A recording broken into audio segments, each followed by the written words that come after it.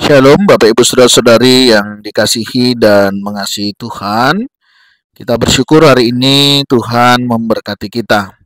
Sebelum kita membaca, merenungkan firman Tuhan, mari kita berdoa. Tuhan, terima kasih, kami bersyukur hari ini kami ada sebagaimana kami ada, semua karena berkat dan kemurahan-Mu. Berfirmanlah untuk kami juga boleh mengerti apa yang menjadi kehendak-Mu di dalam hidup kami. Kami berdoa di dalam nama Tuhan Yesus Kristus. Haleluya. Amin. Ayat bacaan kita hari ini terambil di dalam kitab Kejadian 50 ayat yang ke-20. Memang kamu telah merencanakan yang jahat terhadap aku, tetapi Allah telah merencanakannya demi kebaikan, untuk mewujudkan apa yang terjadi sekarang ini, yakni memelihara kehidupan banyak orang. Amin. Demikianlah firman Tuhan. Mari kita merenungkannya. Bapak Ibu Saudara yang dikasihi dan mengasihi Tuhan, pernahkah Bapak Ibu Saudara berpikir dan mungkin bertanya, seberapa jauhkah keterlibatan Allah di dalam setiap detail kehidupan kita? Apakah Bapak Ibu Saudara pernah berpikir sejauh apa sih Tuhan terlibat dalam hidup saya? Adakah di antara kita juga berpikir, apa sih yang Allah kerjakan di dalam kehidupan saya? Atau bahkan ada yang merasa bahwa apapun yang terjadi dalam hidup ini tidak ada keterlibatan Tuhan sama sekali. Bapak Ibu Saudara, hari ini saya mau mengajak Bapak Ibu Saudara untuk melihat betapa luar biasanya Allah itu bekerja secara detail, terencana di dalam kehidupan kita, yaitu melalui tokoh Yusuf. Satu tokoh yang luar biasa ditulis secara baik ya di dalam Alkitab kita. Bagaimana seorang Yusuf lahir dari satu keluarga yang memang sudah Tuhan janjikan dan Tuhan berkati. Bagaimana kehadiran Yusuf memberi warna yang berbeda di tengah keluarga ini. Dan kita tahu bagaimana cerita Yusuf mulai dari kecil ya. Dia orang yang sudah diberikan visi misi yang besar oleh Tuhan ya, melalui mimpi yang juga diberikan. Bukan hanya saudaranya saja tetapi juga orang tuanya akan melihat dan merasakan betapa luar biasanya pemeliharaan Tuhan di dalam kehidupannya. Dia pernah bermimpi untuk menjadi seorang pemimpin di mana saudara dan orang tuanya pun akan menghormatinya. Walaupun hal itu ditentang oleh keluarganya. Ya, kadang ketika anak-anak punya mimpi, kita bergumam ya, nggak mungkin lah itu, mana bisa kayak gitu. Ya, satu kali teman saya bercerita, nggak ada loh keturunan kami itu dengan profesi seperti ini. Jadi kalau anak kami bisa seperti ini benar-benar berkat kemurahan Tuhan. Betul Bapak Ibu Saudara ya, terkadang kita nggak ngerti rencana Tuhan dalam hidup kita begitu ya. Nah ini yang terjadi Bapak Ibu Saudara dalam kehidupan Yusuf. Sampai saudara-saudaranya itu tuh mau menggagalkan rencana dan mimpi Yusuf itu dengan dia membuangnya ke lubang sumur. Setelah itu dijual kepada orang Ismail, kemudian orang Ismail ini menjual lagi kepada Potifar, ya, karena Potifar membelinya, dibawa ke rumahnya. Nah, istrinya bermasalah sampai akhirnya Yusuf ini dipenjara, begitu ya.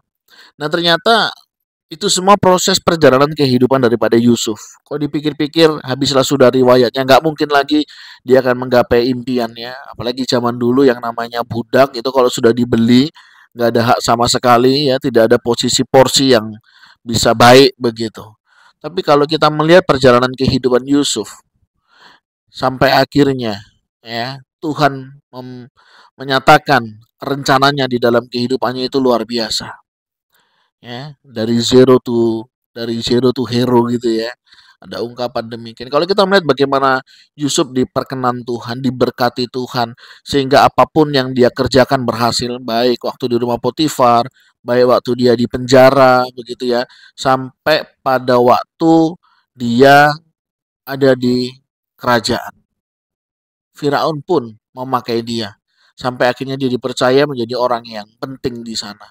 Nah, Bapak Ibu Saudara, kalau kita melihat hari ini mudah sekali ya, wah enak ya kehidupan Yusuf dan lain sebagainya. Tapi pada saat peristiwa itu terjadi, pada saat Yusuf menjalaninya, saya membayangkan tidak mudah bagi dia. Ya, mungkin dia percaya akan mimpinya. Tetapi mungkin saudara ya, dia bisa berpikir, aduh gimana mau wujudkan mimpi nih kalau misalnya kayak gini, begitu ya. Kadang Bapak Ibu Saudara dalam hidup ini kita diperhadapkan dengan berbagai tantangan seperti itu. Sepertinya nggak mungkin deh kita menggapai mimpi dan cita-cita itu dengan situasi kondisi seperti ini.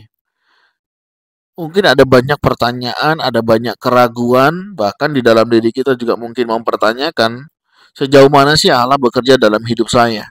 Sejauh mana Allah terlibat di dalam perjalanan hidup saya. Saya mau katakan Bapak Ibu Saudara, kalau kita melihat dalam perjalanan kehidupan Yusuf, ini luar biasa. Bagaimana Tuhan yang sudah merancang itu. Tuhan juga yang menggenapinya. Hingga semua proses dapat tercapai dan terlaksana. Jadi Bapak Ibu Saudara, kalau hari ini ada di antara kita yang sedang menjalani proses Tuhan, tetaplah berserah pada Tuhan. Percayalah pada rencananya. Mungkin orang-orang di sekitarmu mereka rekakan yang jahat dengan menggesermu, dengan merendahkanmu, mungkin memberikan posisi-posisi yang tidak nyaman supaya engkau meninggalkan apa yang kau kerjakan hari ini. Sudah saya mau katakan, mari kita tetap fokus pada rencana Tuhan, tetap melihat kebaikan Tuhan, peka akan pimpinan Tuhan.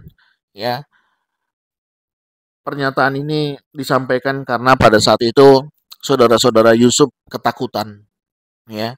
Ketika orang tuanya sudah meninggal, mereka sangat takut sekali ya, selama ini masih ada orang tua. Anak-anak, saudara-saudara yang lain masih terlindungi oleh orang tuanya. Tapi setelah orang tuanya tidak ada, anak-anak atau saudara-saudara Yusuf ini mengalami ketakutan dengan apa yang pernah mereka perbuat.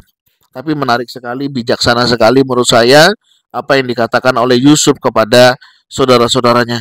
Memang kamu mereka-rekakan yang jahat, tetapi Tuhan memakainya untuk sesuatu yang baik. Allah telah merencanakan demi kebaikan. Ya, memang orang bisa berbuat jahat pada kita. Kita nggak bisa halangi, saudara. Orang bisa ceritakan apapun tentang kita nggak bisa halangi. Nah, yang penting bagaimana kita menyingkapinya. Ya, kita kan nggak bisa melarang orang berbuat apa sama kita, tapi kita bisa menyingkapinya dengan lebih baik. Ini yang perlu kita pikirkan, ini yang perlu kita lakukan. Ya, Allah sudah mereka-rekakan sesuatu yang baik di dalam hidup kita. Mari kita responi, mari kita percayai. Bagaimana kita hidup ya sesuai dengan kehendak dan rencananya. Saya yakin dan percaya rencana Tuhan itu pasti yang terbaik. Oleh sebab itu Bapak Ibu Saudara, apapun yang kau alami hari ini, saya tidak tahu permasalahan apa, pergumulan apa. Percayalah ada kemenangan yang Tuhan sediakan dan akan Tuhan berikan kepada kita. Sukses bukan berbicara tentang berapa banyak yang kita miliki, tapi tentang berapa banyak yang kita lakukan yang berdampak bagi orang lain.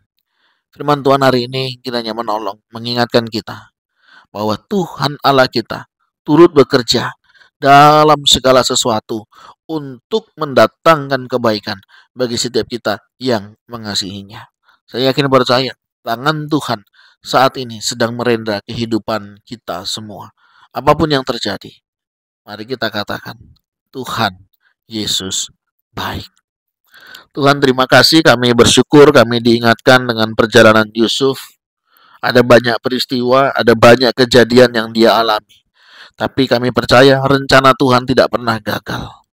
Manusia boleh menggagalkan, manusia boleh mereka-rekakan yang jahat. Tapi kami percaya tangan Tuhan yang akan terus menopang, menguatkan, dan meneguhkan setiap rencanamu. Terima kasih ya Tuhan untuk kasih setiamu. Kami mau berdoa. Kami mau serahkan jika ada di antara kami yang hari ini berpikir akan kegagalan, yang hari ini berpikir kehidupannya sudah rusak, sudah selesai. Kami berdoa, Tuhan pulihkan, Tuhan yang memberkati. Ini doa kami Tuhan, ini seru kami. Kami mohonkan berkat-Mu di dalam nama Tuhan Yesus Kristus. Haleluya. Amin. Bapak Ibu Saudara, demikianlah renungan kita hari ini. Kiranya Tuhan Yesus menolong memberkati setiap kita dalam menjalani hari-hari ini. Tuhan Yesus memberkati kita sekalian. Shalom.